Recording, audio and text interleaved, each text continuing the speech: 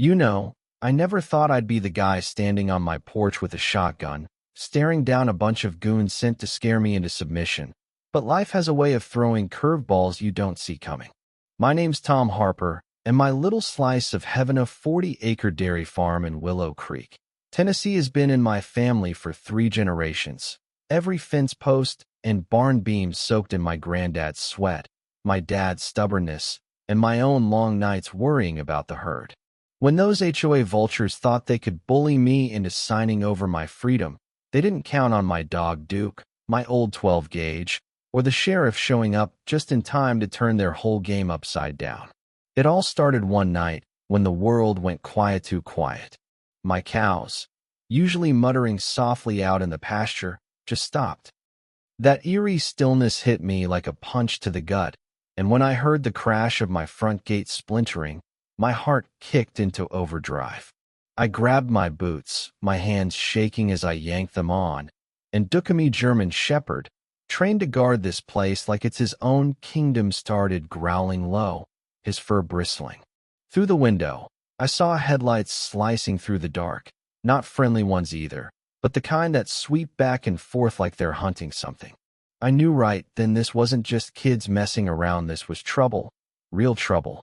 I grabbed my shotgun from the cabinet, checked the shells, and stepped outside, the cold air hitting my face like a warning. Duke was already bounding toward the gate, his barks echoing across the yard as the floodlights snapped on, turning night into day.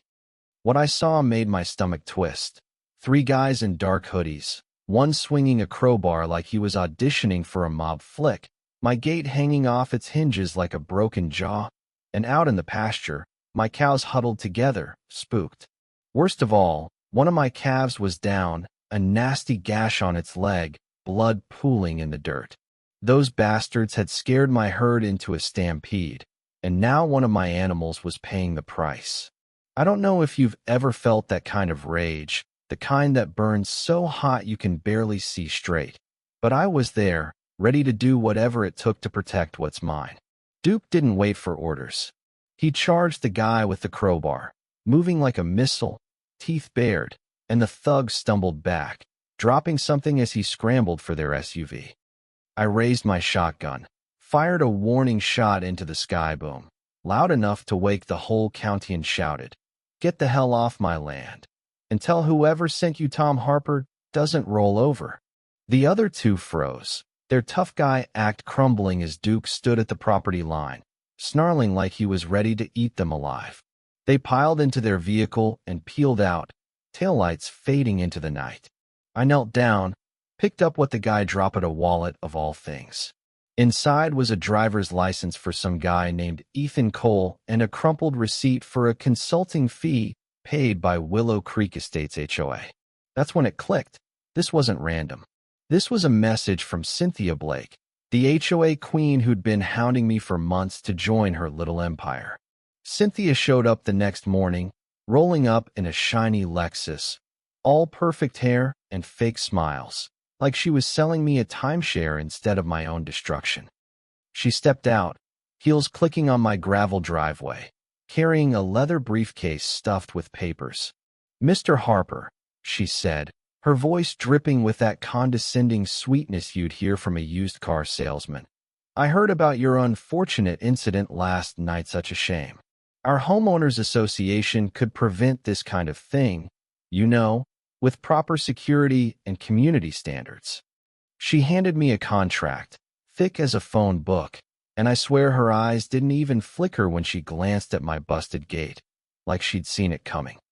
I took the papers, flipping through them, and my blood pressure spiked with every page. $400 monthly dues, rules about my barn's paint color, and a clause that said all my milk had to go through their approved vendors. This wasn't about community. It was about control, plain and simple, a chokehold on my livelihood dressed up in legal jargon. I looked her dead in the eye and said, "Funny how my gate gets smashed the same night you decide to pay a visit, Cynthia. Almost like you had a front row seat to the planning." Her smile tightened, just for a second, but she brushed it off with a laugh that sounded like breaking glass. "Oh, Tom, don't be ridiculous. We're here to protect property values, not cause trouble. You wouldn't want to be the odd man out, would you? It was a threat, not a question, and as she drove off, leaving me standing in a cloud of her perfume and exhaust, I knew this was only the beginning. Things got uglier fast. A couple days later, I found a note in my mailbox, scribbled in shaky handwriting. Don't sell your milk tomorrow. It's tainted. My heart stopped. Poison? I spent the next morning testing samples from every tank, driving them to the county AG office myself, sweat pooling under my shirt as I waited for results. The tests came back clean, thank God, but the damage was already done. Rumors started spreading me cows were sick, my milk was dangerous, and my phone wouldn't stop ringing with customers canceling orders. People I'd known for years, folks who'd bought from me since I was a kid helping my dad, were suddenly acting like I was running a toxic waste dump. Then one of my cows, Daisy, started foaming at the mouth during a so-called health inspection. Cynthia's crew sprang on me out of nowhere.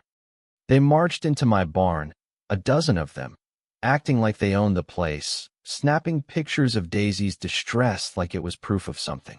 I was kneeling by her, trying to calm her down, when I caught one of Cynthia's lackeys slipping something into a feed bin. I couldn't prove it, not then, but I knew they were playing dirty. The town hall meeting a week later was like walking into a lion's den. The room was packed, neighbors whispering, some avoiding my eyes like I'd already been branded a pariah. Cynthia sat at the front, all business in her crisp suit, banging her gavel like she was judge and jury. She brought in some slick guy in a blazer, introduced him as a health expert named Richard Tate, who started spouting nonsense about contamination risks on my farm. I stood up, cutting through his jargon, and asked, "What exactly did your tests find, Richard? Name one specific bacteria." The guy froze, stammering, and the room went dead quiet. Then my neighbor, Sarah Miller, stood up, holding her phone like a weapon. "I've got something to show y'all," she said, and played a video she'd taken of strangers dumping white powder near my water trough a few nights back. The crowd gasped, and Cynthia's cool cracked. She snapped, pointing at me, screaming that I was a danger to the community, her face red, her voice shaking. That outburst was her first mistake. People started asking questions, doubting her, and I could feel the tide turning. But Cynthia didn't quit. That night, at midnight, she showed up at my door with 4 guys who looked like they'd been hired off a Craigslist ad for intimidation services. She waved papers in my face, claiming it was a court order for an immediate inspection. Duke was losing his mind, growling so loud it rattled my bones, and I wasn't about to let her bluff me.